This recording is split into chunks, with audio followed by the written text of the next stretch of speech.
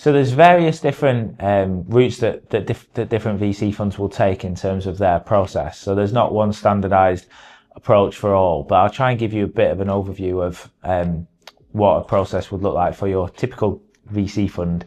So the first, obviously, point of contact may be a VC that you've met at an event, or that you've reached out cold to on LinkedIn, or you've sent an email to, and that will really be about just establishing the relationship. At this point, it's not necessarily about talking through your business in detail. You don't need to be sending a pitch deck just yet, but you're just trying to build up a warm relationship with those VCs, because ultimately in any sector, in any space, people buy and work with people that they know, like and trust. So just getting that initial contact is kind of the first place to start. One of the things that we're doing at Funded, we put a lot of events on for businesses that are ready to fundraise, but equally businesses that are not quite ready, but they want to start to make those early inroads in terms of discussions, building up a network, and just being seen as someone credible within the space. Then when you get into the point where you're really starting to kick off your raise, the first thing that you'll need is either a one-pager and or a pitch deck. So a short document, not a full business plan, but typically, PowerPoint, Canva style format, 10 to 12 slides that talks about your business, what it does, who you are, the problem that you're solving, the customers that you're trying to attract, and the funding round that you're bringing together at the time. So there'll be other bits littered in, like competition and financial plan and other stuff. But essentially, it's a little bit of a sales document that talks about your business and why it should be something that people would consider investing into. So that's usually one of the most difficult stages. The VC funnel is kind of very wide, similar to what we talked about on one of the previous videos. Between 1 and 5 out of 100 businesses end up going on to raise funding, and this stage of the process is usually the most brutal. Typical reasons for decline might be wrong sector, wrong stage, wrong business model. So there's a lot of stuff of mechanically, does it fit with what that fund's looking for? And then equally, is it an area that they like, and do they believe that this is a business that can generate venture level returns for seed investors being at least 10 times or above, for pre-seed probably even greater than that, kind of 20x plus.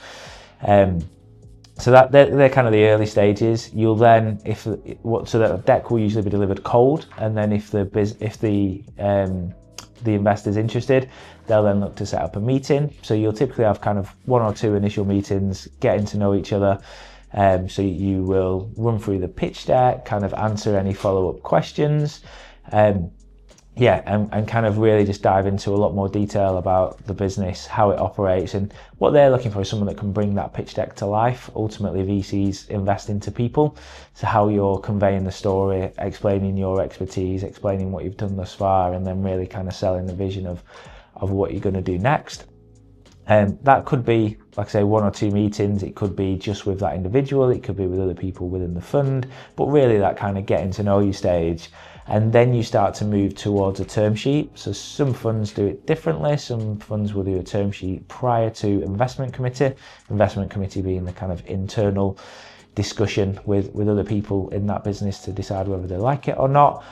Some will do it the other way around, and they'll do that discussion and then it will be term sheet. But fundamentally, the kind of term sheet is the same, where it's headlines of kind of what the opportunity is, what the valuation is, and what all of the associated terms around the investment could potentially look like.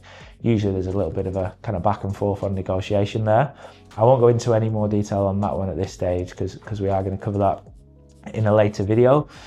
And then once you're through term sheet and you've kind of got an agreement that this is a deal that you want to take, that both parties want to take forward, because don't forget, you could be running multiple conversations, so you might have 3 or 4 term sheets and then have the opportunity to just pick the best one. And then once you've gone through that, agreed the term sheet, you'll then typically get into due diligence, and due diligence is different for different funds. And again, I'll keep it quite high level because we'll probably come back to this later, but that could be financial due diligence, so further assessment of your model, and if you are a later stage business, the kind of historic trading that you've had. It could be commercial and customer due diligence, which is more prevalent at the early stage, especially, where people will want to speak to your customers just to validate that they're in agreement with the value proposition that management have outlaid.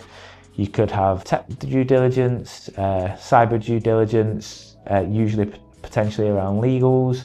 And then equally, just something around the founders as well. So ordinarily similar to if you was going through a recruitment process, you'd be asked for previous references. That will probably happen as well as part of any funding round.